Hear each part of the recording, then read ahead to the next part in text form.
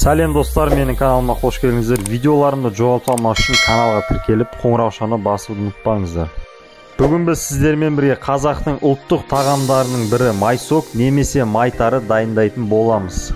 Ол үшін бізге қуырылған тары, сары май, қант және ыстық сүт керек. Бірінші тарымызды сумен 3-4 қайтара жақсылап жуып аламыз.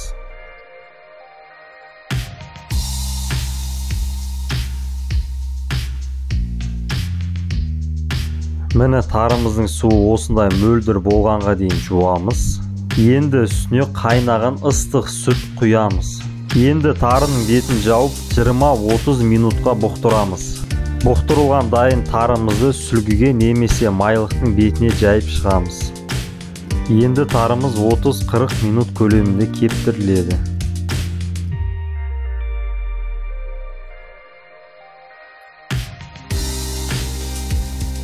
Дайын болған тарымызды ыдысқа салып, үстіне жарты пиалай қант қосамыз.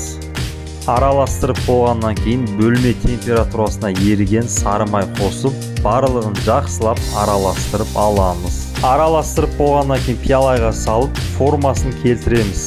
Осымен біздің май тарымыз дайын.